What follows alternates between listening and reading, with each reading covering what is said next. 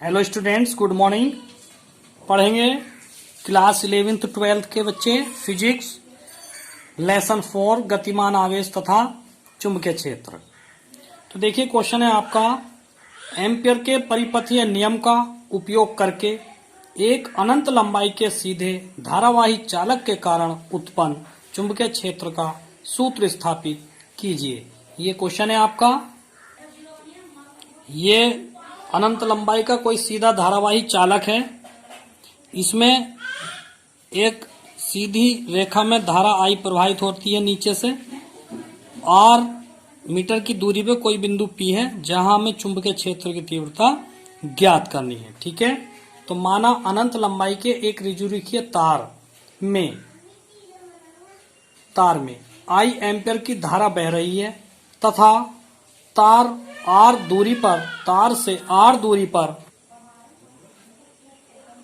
कोई बिंदु P है जहां हमें चुंबकीय क्षेत्र की तीव्रता ज्ञात करनी है। तो इसके लिए तार के चारों ओर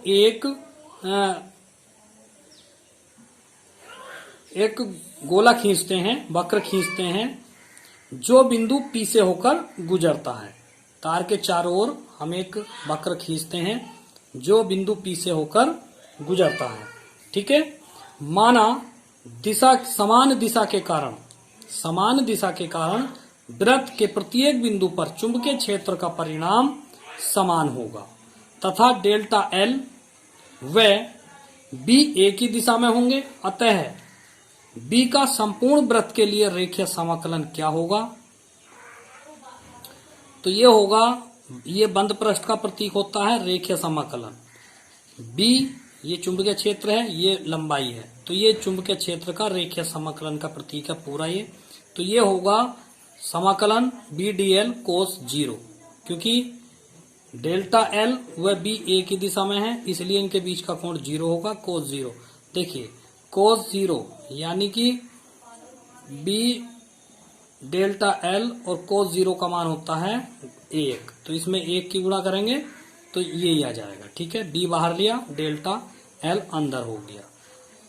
चूंकि ये वृत्त है इसलिए डेल्टा L 2 पाई R ये होगी वृत्त की परिधि। 2 पाई R जो होता है ये वृत्त की परिधि होती है। ठीक है, तो इसलिए वृत्त की परिधि हो गई। भाई डेल्टा L एक टुकड़ा है, जब सारे टुकड़ों को जोड़ेंगे तो ये पूरा 2 पाई R वृत्त की परिधि हो गई। तो ये होगी समीकरण नंबर 1।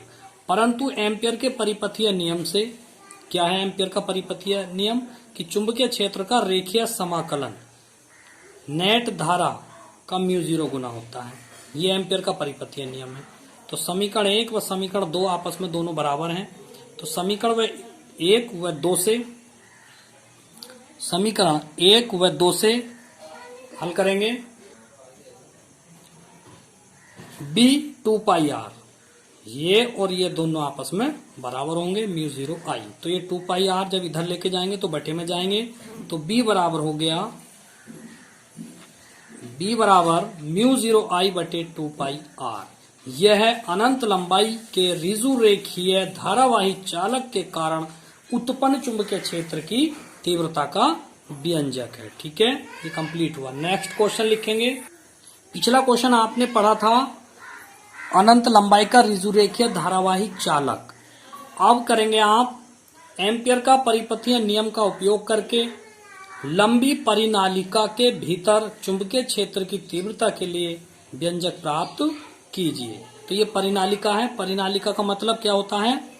परिनालिका एक लंबी बेलनाकार कुंडलीकी होती है, यानी कि जैसे ये समझ लो जैसा फूंकनी होती है, चूल्हे में आग जलाने वाली फूंकनी, लंबी और बेलनाकार कुंडलीकी होती है। माना एक परिनालिका की लंबाई उसके व्यास की तुलना में बहुत बड़ी होती है तथा इसमें I एम्पियर की धारा प्रवाहित होती है। इसके भीतर चुंबकीय बल रेखाएं सीधी अक्ष के अनुदिश तथा समांतर होती हैं। कहने का मतलब इसमें जब I एम्पियर की धारा बहती है तो इसके भीतर चुंबकीय बल रेखाएं और चुंबकीय बल रेखाएं अक्ष के अनुदिश और समांतर होती हैं, ठीक है। तो इनके बीच में जो कोण बनेगा वो 0 अंश का बनेगा, ध्यान रखना। तथा वहां चुंबकीय क्षेत्र एक समान होता है, चुंबकीय क्षेत्र भी वहां पे एक समान होता है। माना एक बंद आयताकार पथ, तो चित्र में देखिए आयताकार पथ ABCD, ये इसी लूप में, इसी कुंडली में ये एक आयताकार पथ है, ABCD है, जिसकी भुजा AB परिनालिका की अक्ष के अनुदिश है तथा भुजाएं BC व DA बहुत लंबी हैं। कहने का मतलब यह है कि जो ये AB है, ये वाली जो भुजा है इस पथ की, ये AB परिनालिका के अक्ष के अनुदिश है, परिनालिका के अक्ष के अनुदिश है, लेकिन भुजा BC और AD ये बहुत लंबी हैं, और जो लास्ट की भुजा है CD कहेंगे इसे, या DC कह लो या CD कह लो, ये बहुत दूर है, ये DC कहेंगे इसको, ये बहुत दूर है। अतः इस भुजा पर चुंबकीय क्षेत्र नगण्य होगा, यानी कि इस परिनालिका के कारण इस पर जो चुंबकीय क्षेत्र होगा इस वाली भुजा पे, यहाँ पे बहुत नगण्य होगा। कहने का मतलब बहुत नामात्र होगा। बची दो भुजाएं, ये वाली BC और AD, ये लंबवत हैं। क्या है ये लंबवत हैं, तो इन पर चुंबकीय क्षेत्र 0 होगा। अब बची लास्ट की 1, तो इस पर जो है चुंबकीय क्षेत्र स्थापित होगा, यानी इस पर नगण्य और इन दोनों का अपने आप 0 हो जाएगा, ठीक है। देखिए, अतः इस भुजा पर चुंबकीय क्षेत्र नगण्य होगा और भुजा BC और DA लंबवत हैं, अतः इन पर चुंबकीय क्षेत्र 0 होगा, ठीक है, 0 होगा। अतः आयताकार पथ ABCD के लिए एम्पियर का परिपथीय नियम लगाने पर, जो एम्पियर का परिपथीय नियम था वो चुंबकीय क्षेत्र का रेखीय समाकलन μ0I, यानी धारा का, नेट धारा का μ0 गुना होता है। ये एम्पियर का परिपथीय नियम है, दोबारा सुन लीजिए। इसको समीकरण 1 मान लिया है। अतः आयताकार पथ ABCD के लिए रेखीय समाकलन चुंबकीय क्षेत्र का, तो देखिए भुजा AB का चुंबकीय क्षेत्र का रेखीय समाकलन, भुजा BC पर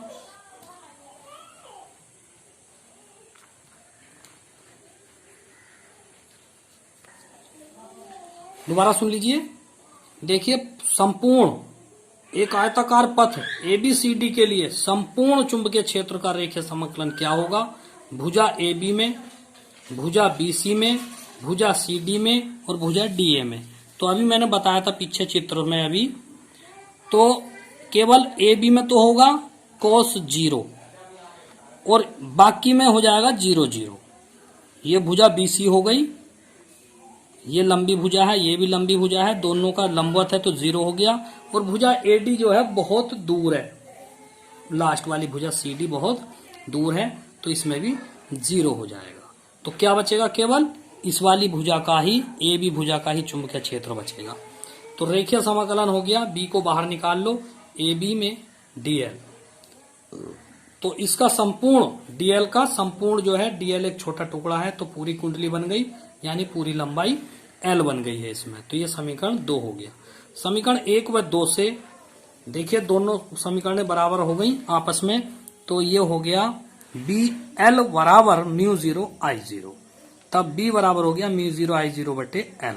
इसको समीकरण 3 मान लो, एक सूत्र इसका ये भी हो गया समीकरण 3। थोड़ा सा आगे चलेंगे। यदि फेरों की संख्या n तथा तब ABCD में फेरों की संख्या NL होगी। यह एक एकांक फेरों की संख्या n है, तो टोटल फेरों की संख्या कितनी हो जाएगी? NL हो जाएगी। यदि एक फेरे में I धारा है तो नेट धारा कितनी हो जाएगी? I0 बराबर NLI होगी। अब I0 का मान आप समीकरण 3 में रख दीजिए I0 की जगह पे, तो देखिए B बराबर μ0 NLI बटे L, ये वाला L बटे में आ गया, तो इस L से ये L कट गया, तो B बराबर हो गया μ0 NI। आज के लिए इतना ही काफी है, बाकी कल पढ़ाएंगे, ठीक है। सभी बच्चे काम पूरा करेंगे। और बहुत कम बच्चे पढ़ रहे हैं। आप जानो भैया, आपका काम जाने। पढ़ेंगे तो आपके काम आएगा और नहीं पढ़ेंगे तो आपके काम आएगा। ठीक है, धन्यवाद।